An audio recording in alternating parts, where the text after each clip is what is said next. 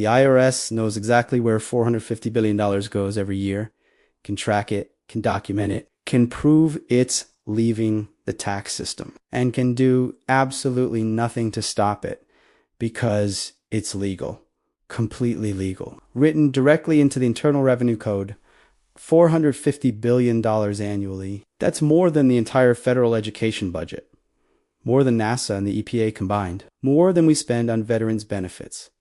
Just ... gone. Not through fraud, not through evasion, through provisions of the tax code that Congress wrote deliberately, intentionally, and refuses to close. The IRS publishes reports on it.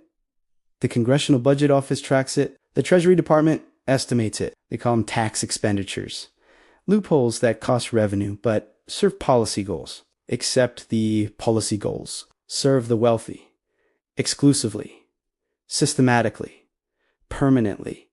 And you've been paying full freight while they've been using legal structures you didn't know existed, didn't know you could access, didn't know were sitting there in the tax code, waiting for anyone who learns where to look. This is the $450 billion secret. That's not really secret. Just ... unspoken, unshed, kept quiet.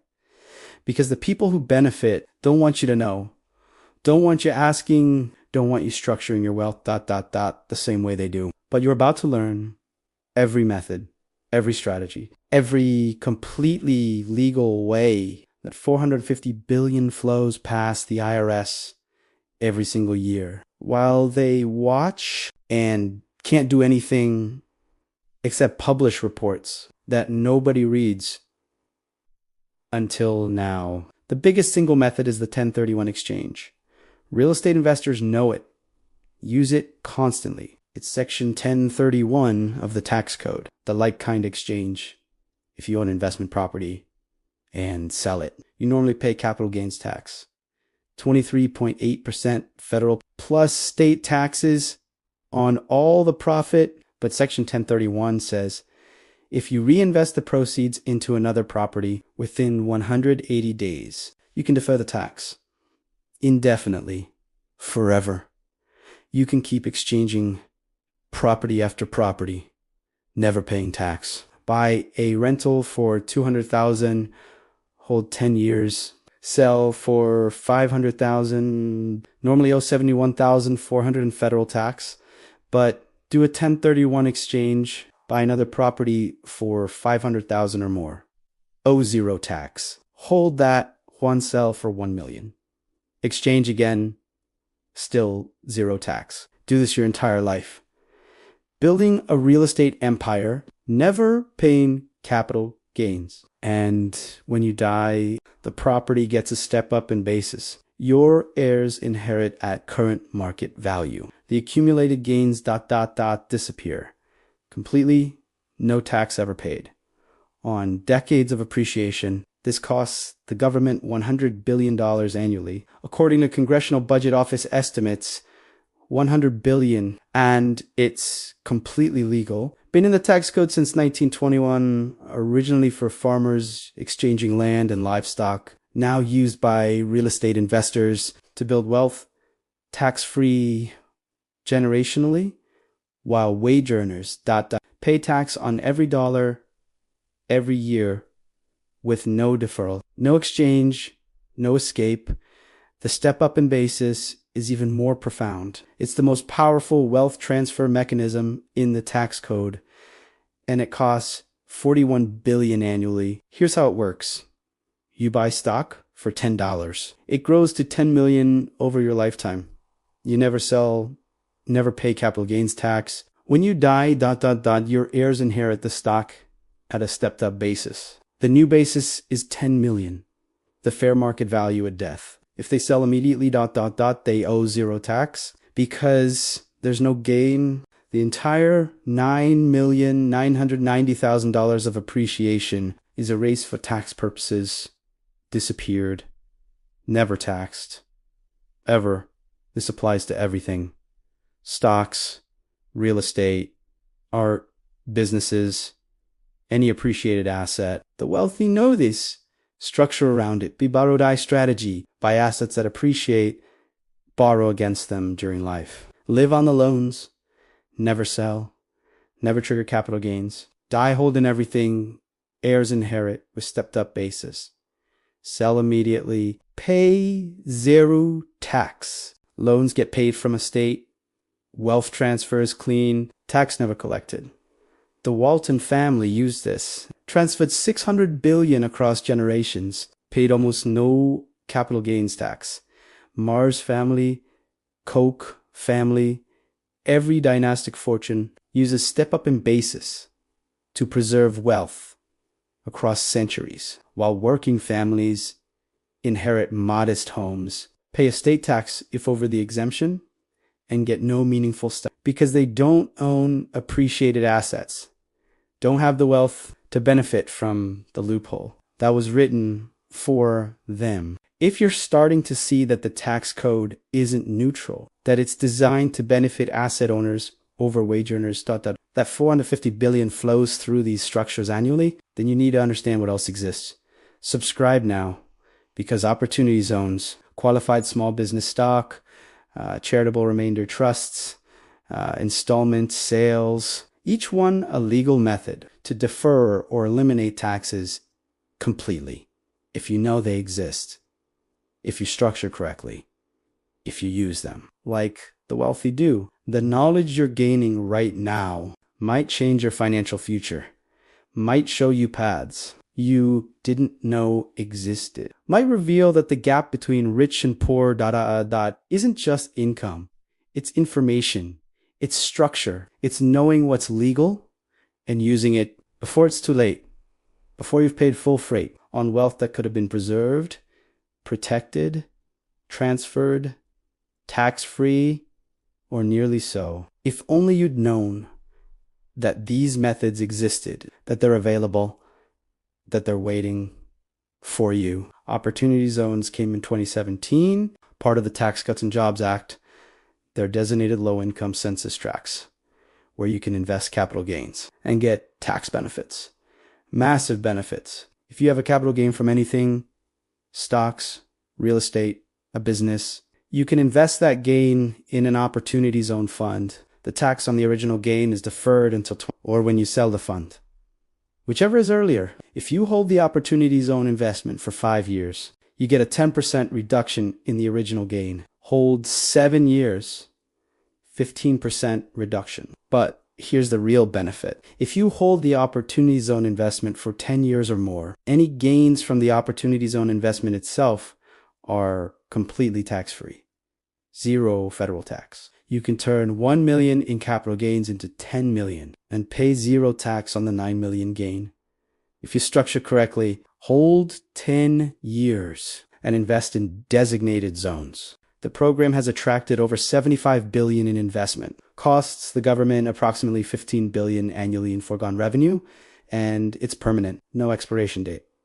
You can keep using opportunity zones to defer and eliminate taxes. For decades, the wealthy discovered this immediately, sold appreciated stocks, invested in opportunity zone real estate, deferred taxes, and if they hold 10 years, pay zero tax on the new appreciation, while getting tax deductions for depreciation on the properties. It's layers of benefits, stacked, optimized, perfectly legal, and available to anyone with capital gains to invest and knowledge that it exists. Most people don't know, most accountants don't specialize in it, but the wealthy, they know, and they're using it aggressively, systematically, building portfolios, tax-free, qualified small business stock we covered earlier, Section 1202, $10 million tax-free on startup exits, costs approximately $50 billion annually in foregone revenue. Then there's charitable remainder trusts. A CRT is an irrevocable trust. You transfer appreciated assets into it. The trust sells the assets, pays no capital gains tax because it's a charity, invests the proceeds, pays you income for life or a term of years when you die. The remainder goes to charity. But here's the benefit. You get an immediate tax deduction for the present value of the charitable remainder. Even though the charity doesn't get the money for decades, so you donate 1 million in stock that you bought for $100,000, the trust sells it, pays 0 capital gains tax. Invests the million, pays you 5% annually, $50,000 for life.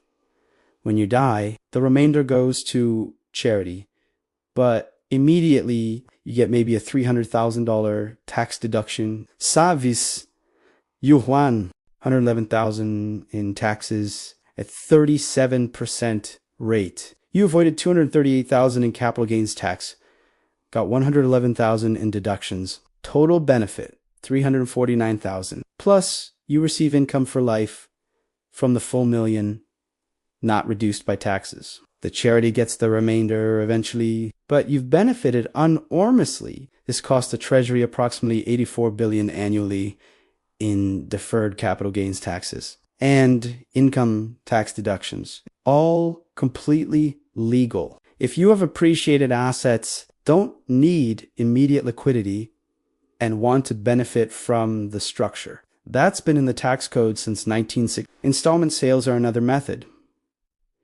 If you sell a business or a property, you can structure the sale as an installment, receive payments over years, and only pay tax as you receive payments, not on the entire gain up front. Spreads the tax liability over decades, potentially. Keeps you in lower tax brackets each year because the income is spread. This is particularly powerful with business sales. A founder sells a company for $50 million, structures it as an installment sale over 10 years, receives $5 million annually, pays tax on $5 million per year, stays under the highest brackets, invests the after-tax proceeds annually, compounds wealth while deferring the bulk of taxes for years. Compare this to taking $50 million up front, paying $11.9 million in taxes immediately, jobbing $38.1 million to invest. The installment sale defers tax, provides steady income, keeps you in lower brackets, and lets you invest gradually, optimizing returns over time. The government estimates this costs approximately $100 billion annually in deferred taxes as business owners and real estate investors. Structure sales to delay taxation for years, decades, legally, using provisions written into the code for exactly this purpose, to encourage business sales, to provide liquidity to sellers, to make transfers easier. But in practice, it's a massive tax deferral mechanism that the wealthy use to preserve capital and minimize taxation over their lifetimes. Do you see the pattern? Every provision was written for a reason.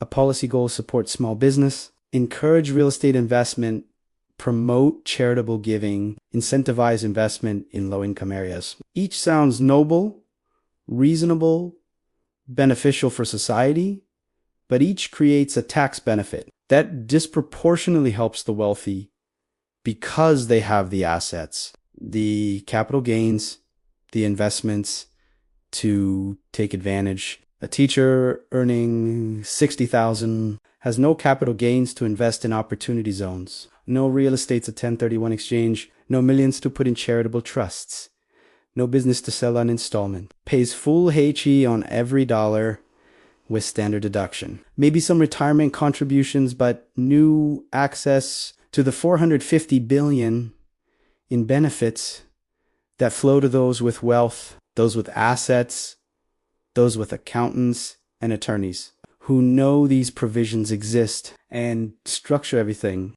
to maximize benefits, minimize taxes, preserve capital generationally. While the teacher pays 22% federal plus 7.65% payroll, plus state taxes on every dollar earned, and wonders why wealth accumulation ... seems impossible. This system isn't designed for wage earners, never was designed for capital owners, for those who build, who invest, who take risk, and who know how to use the provisions written for them. That costs $450 billion annually in revenue that could fund schools, infrastructure, healthcare, but instead flows to those who understand that the tax code is a game with rules that favor knowledge. over ignorance and capital over labor. The IRS knows all of this. Publishes reports annually on tax expenditures, lists every provision, every cost, every benefit. The data is public, available, documented. The Congressional Budget Office estimates each item $450 billion total. The Treasury Department analyzes it, proposes reforms occasionally, but nothing changes because Congress writes the laws and Congress ...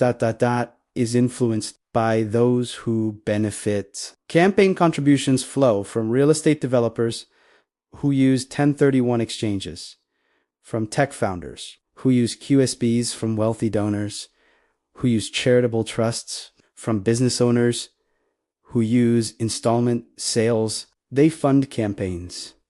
Both parties, both sides, ensuring that tax reform never touches their benefits, their structures, their methods. Proposals come up. Every administration. Obama proposed limiting step-up in basis. Failed. Biden proposed taxing unrealized gains at death. Failed. Trump lowered corporate rates, but left all individual loopholes intact because the wealthy wanted it that way, paid for it that way, ensured it that way through a political system where money buys access, access shapes policy, and policy protects wealth. Systematically, permanently, legally, the IRS is powerless, can only enforce laws, not write them, can only collect taxes owed under current code, can't change the code, can't close loopholes, can't force Congress to reform a system that benefits the donors who fund the members, who write the laws. It's circular, self-reinforcing, and completely broken for anyone outside the loop. But here's what matters to you. These provisions are available right now. Today, if you structure correctly, if you build wealth in ways that align with the code, you can access them. Not all of them. Not immediately, but some of them. Section 1202, if you start a business. 1031, if you invest in real estate. Opportunity zones, if you have capital gains. Charitable trusts, if you have appreciated assets. Installment sales, if you sell a business. Each one accessible, if you know it exists. If you structure properly. If you document correctly, and if you hold for required periods. This isn't about becoming a billionaire. It's about understanding the game, understanding that the code rewards certain behaviors, penalizes others, and if you're going to build wealth, you should build it in ways the code favors, not penal. Start a C Corp. Get QSB's benefits. Buy real estate. Use 1031 exchanges. Have capital gains. Invest in opportunity zones. Build appreciated assets. Use charitable strategies. Sell on installment. Each one a tool, a legal tool in the tax code waiting for you to discover, to use, to benefit from the way millions do every year.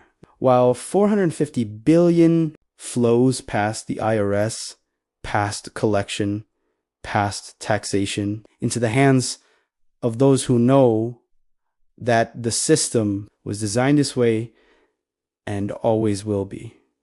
Until enough people understand and demand change, or until enough people use the same methods, that the system breaks under its own inequity. If this has revealed that $450 billion escapes taxation annually through completely legal methods that the IRS knows but can't stop it, that Congress won't close the loopholes because donors benefit, that you could access some of these methods if you structure correctly. Then you need to understand what comes next.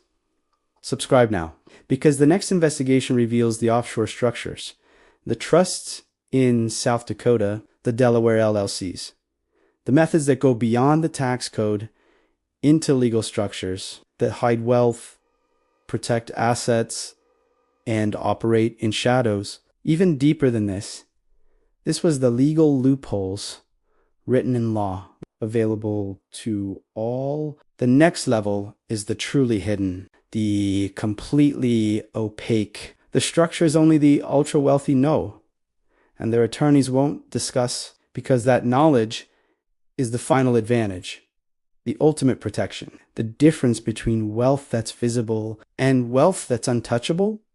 The IRS knows about 450 billion, but they don't know about the rest. Can't track it, can't reach it, can't touch it, and you're about to learn why. If you're ready to see how deep this goes, how protected wealth really is, and what it means for a society where some pay everything and others pay nothing, while claiming they're playing by the rules. They are just rules you didn't know existed.